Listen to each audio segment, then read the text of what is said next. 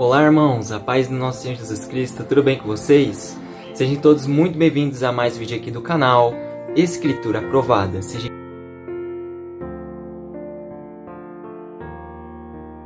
todos muito bem-vindos a mais um vídeo. Irmãos, hoje a gente vai estar falando um pouco sobre o ofício sacerdotal, amém? Irmãos, eu quero que esses vídeos sejam um pouco curtos, tá bom? Então a gente vai dar as pinceladas principais, a gente vai apontar também pontos importantes falando sobre os sacerdotes, tudo bem?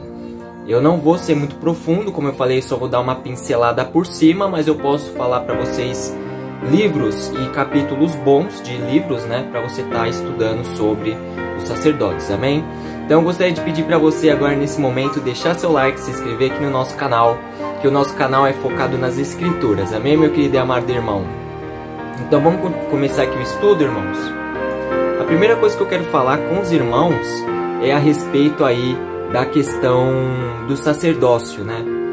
A gente vê que os sacerdotes, eles foram constituídos no Êxodo, tá, meu querido irmão? Eles foram constituídos no tempo do Êxodo, depois que o povo saiu do Egito, amém? Depois que eles passaram pelo Mar Vermelho. E o povo, depois que saiu do Mar Vermelho, né, teve aquele cântico de Moisés, tals, né?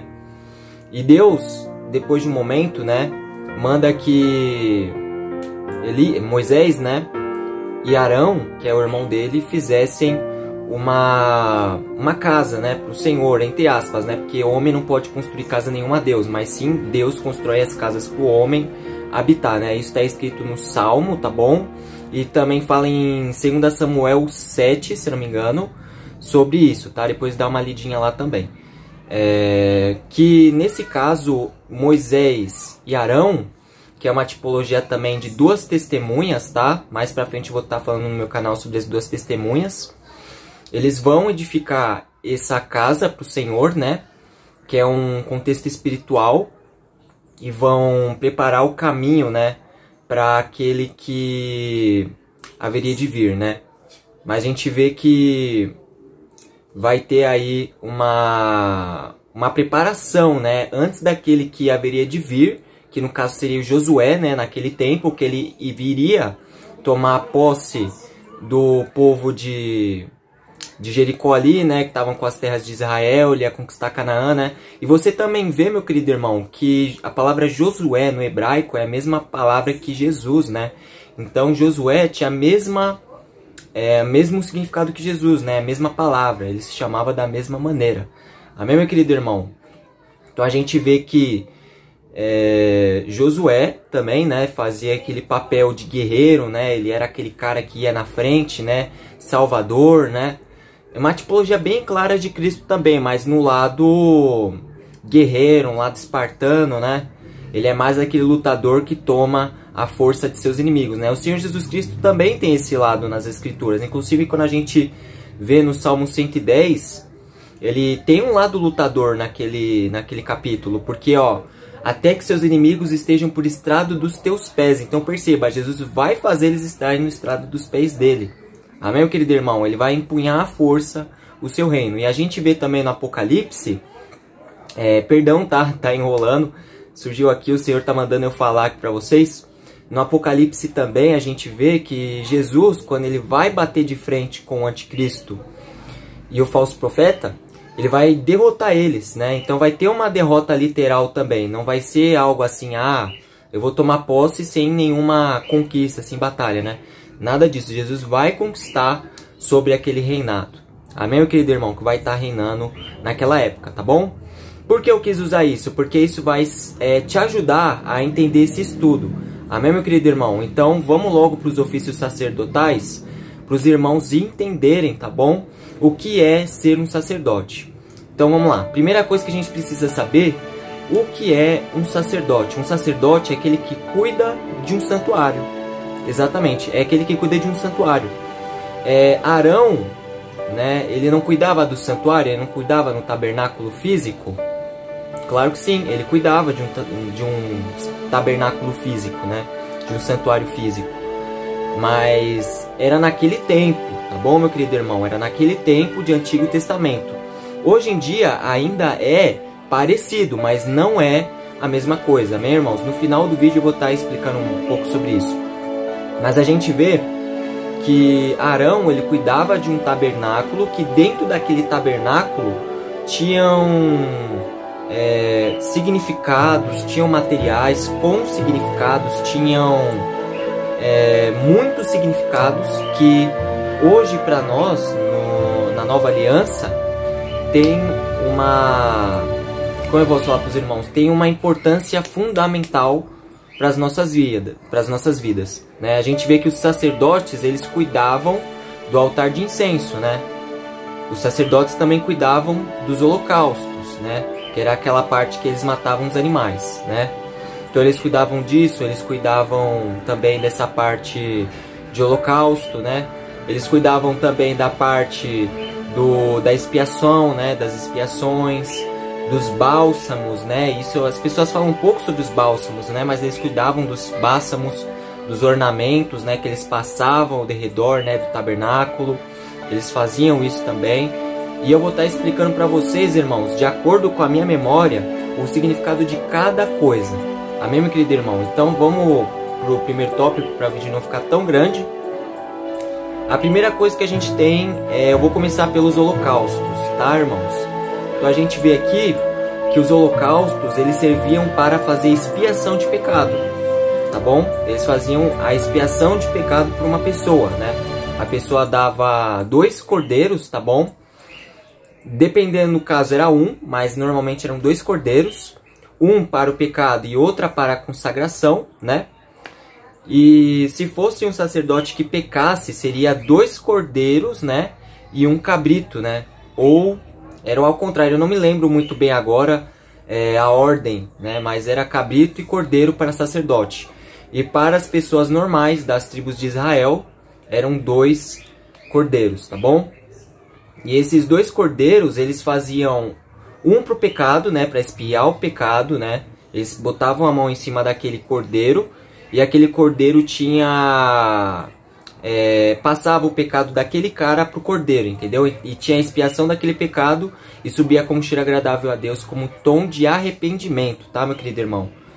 E o outro cordeiro, ele servia para consagração. Depois que você se arrepende de um pecado, por exemplo, você não faz mais ele. Isso é uma consagração, entendeu, meu querido irmão? Então, 2 cordeiros, um para arrependimento e outro para consagração. E na nova aliança isso não muda, tá, meus queridos irmãos? Se torna dentro do santuário, né? O santuário é nós hoje em dia, né? Se tornou um corpo de carne, né? E quando a gente se arrepende e se consagra a Deus, é quando há esse holocausto por causa do pecado. Amém, meu querido irmão? Uma outra coisa que eu queria falar para vocês, a segunda coisa, é a respeito do altar de incenso, né? A gente vê que o altar de incenso tem um significado um pouco diferente, mas é bem parecido com a oferta pelo pecado, né? É bem parecido. A gente vê que o altar de incenso, ele era acendido na festa das expiações.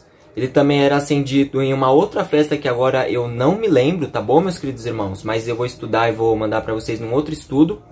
Mas vamos usar o contexto das festas das expiações. Ele era acendido, né? Eles ofereciam animais, né? Naquele altar de incenso. E aquela simbologia do altar de incenso, irmãos, é para nós como a restauração de Israel, né? Porque a gente vê que, colocando um contexto apocalíptico, em cima disso que eu falei, Israel, né? Inclusive hoje em dia, vai precisar se arrepender dos seus erros, né? E não é só uma pessoa, né? Diferente do sacrifício comum. É um povo inteiro, e não pode ser assim para um povo inteiro. Coitado, vai morrer muito cabrito, né? Muitos cordeiros. Então, era feito um sacrifício único, né, dentro de um altar para todo Israel, por um cordeiro só, né? Aí entra aquela parte de Cristo, né, que Cristo, ele é o cordeiro, né, que tira o pecado do mundo. É uma coisa muito linda, irmãos, né? E esse altar, ele era aceso em só 2 ocasiões, se eu não me engano, tá bom, meus queridos irmãos? Se eu tiver errado, manda nos comentários aí pra mim, que eu vou dar uma estudada com vocês, tá bom? E aquele cheiro subia, né, como fumaça, né, aos narizes do Senhor, e ele tinha um aroma agradável. Mas não era aquele aroma agradável de animal morto, né? Mas era um cheiro agradável de sacrifício limpo, sabe? Um sacrifício aceito, né? Aí Deus se alegrava, não era pelo cheiro, mas era pelo contexto que aquilo significava. Amém, meu querido irmão? E essa era a segunda coisa que eu queria mostrar para vocês que o sacerdote fazia. E para finalizar esse vídeo, eu vou mostrar uma terceira coisa, que eles também faziam, o sacerdote, essa parte de reessenciamento, né? A parte da... Tipo assim, uma pessoa que é do exterior, né? Por exemplo, um sírio, né? Quer habitar nas tendas de Israel, né? Quer adorar o Deus de Jacó, né? De Abraão, né? Outras nações, eles poderiam sim, né? Estrangeiros entrar nas terras de Israel. E os sacerdotes cuidavam disso, né?